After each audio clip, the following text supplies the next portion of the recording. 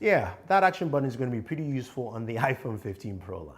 Hey guys, Thunder E here, and welcome to the video you've been waiting for, gaming on the iPhone 15 Pro and the Pro Max. Now, before we go ahead and start, I just want to let you know that I can't show you any FPS readings because none of my benchmark tools for FPS actually are updated for iOS 17 or the iPhone 15 Pro, that being Game Bench and of course PerfDog. So I can't show any of that now. If you want to, I will put that video up on the gaming channel. But that being said, we will look at temperatures, battery drain, and what kind of console gaming performance Apple is giving us on the iPhone 15 Pro line. Now, the first thing I want to talk about is the action button. And you're going, wait, Thunder E, what does it have to do with anything for gaming?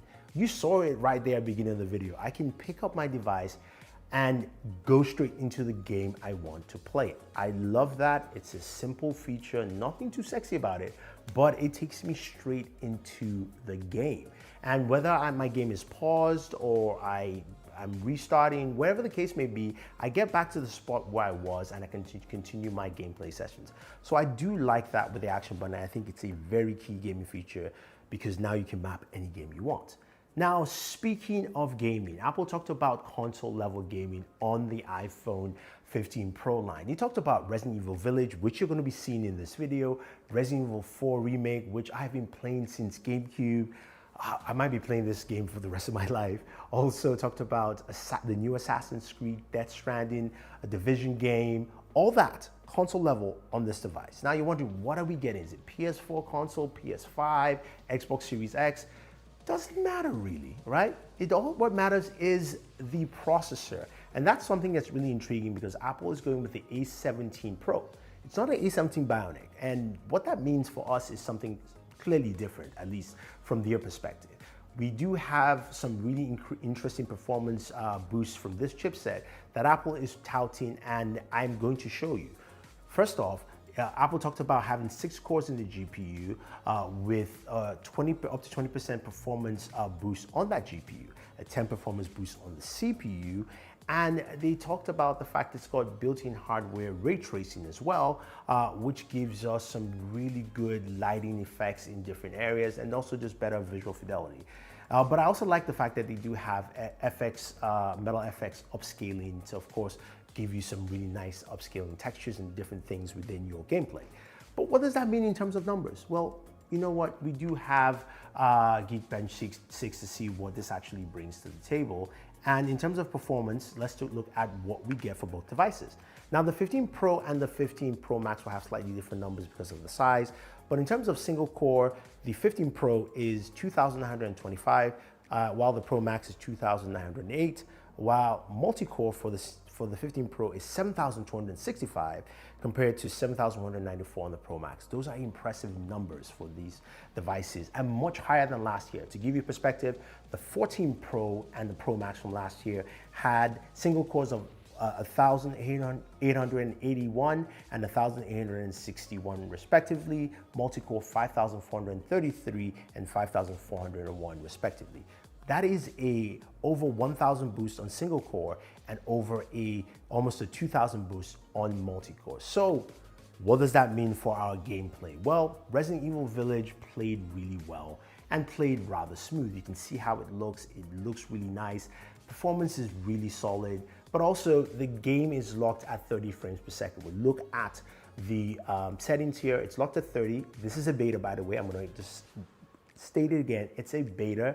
30 frames per second, resolution is 1560 by 720. So we're getting 720p resolution, and I can't change any of the settings. So hopefully in the final game, I will be able to do that. But I was able to see what they meant by some of those, of course, the ray tracing elements, the lighting elements, the textures, the assets and details. Apple also said these are the same assets you will find in your console game. And yes, I have played Resident Evil Village.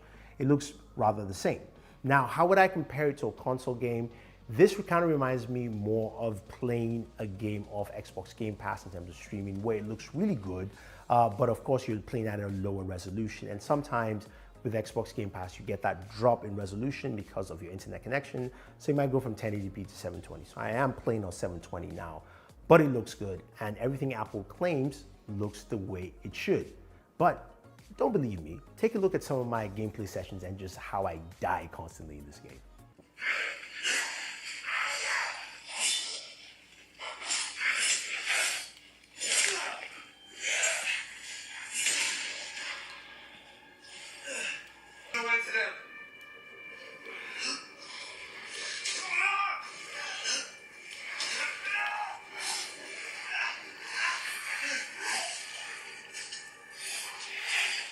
It looked really good and it sounds really good. The audio speaker of the iPhone is solid, and I know some of you are going to be asking for a speaker test. I will do that if you want to on the gaming channel, Board Gamer. Stay tuned and check it out there. Now, when it comes to temperatures, how are temperatures off the iPhone 15 Pro and Pro Max while playing a game like Resident Evil? It's a console level game. Well, I got temperatures about 109 degrees while playing this, and you can see that that's actually not bad. That is in line with certain mobile devices playing mobile games. But again, this is pretty solid, and I think a lot of people will like it in that respect. Plus, you're not holding the phone; you're using a controller here. What about mobile games? Now you're going, okay, we've seen that. What about the games we usually play, right? What about Call of Duty Mobile? Well, Call of Duty Mobile ran really well. I was able to play, of course, on ultra medium settings flawlessly using the controller. Without the controller, it played solid as well. PUBG Mobile, the same thing, playing at Extreme HDR or Ultra HD Ultra. Gaming performance was really good. You could see it, it felt smooth and very solid. Now, sure, these games are not optimized yet for this chipset, so we might see higher performances, but we'll have to wait and see. Now, of course, I gotta bring up Genshin Impact. This is a game that terrorizes a lot of gamers in whatever they do. Now, Genshin is one of those games where, of course, we see high temperatures and also slow down performance. Now, I can't give you the FPS readouts yet, but I can tell you that it did run really smooth while playing, of course. This was playing for about 20 to 25 minutes. And in terms of performance, it was solid. I was playing at 60 frames per second, extreme settings, and it showed really well and it ran smooth. But here's the kicker, temperatures. Temperatures on Genshin Impact were tremendously high at 112 degrees at its highest. So that's roughly around 42 to 43 degrees Celsius. And you can see how this can affect your gaming sessions. I also did notice that yes, the iPhone did dim down the screen to, of course, debate that. So that feature is still built in there, but the temperatures ran rather high. So to combat those temperatures, I decided to try something a little bit different. I was able to get the Cryo Armor case from Spigen. This is not sponsored, but I went to see how it would affect it in terms of temperatures playing Genshin Impact. So I did play Genshin for the same amount of time, and with the Cryo Armor case, it was completely different. My temperatures were between 102 and 105. That is a stark difference from 112.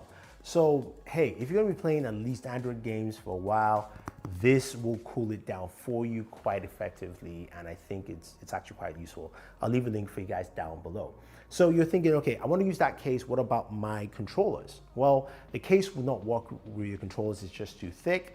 Most cases don't really work with controllers, and you're wondering which controllers actually work. First of all, none of your Lightning controllers will work. You might as well just toss that aside. If you have those, I'm sorry, you can give it to like a younger brother or cousin who has an older iPhone. That will work well. In terms of the USB ones, if you have one of the Android USB ones, which ones will work on here? Well, currently there's only one. I did try my Razer Kishi, it didn't work, but it's pretty much just the backbone controller.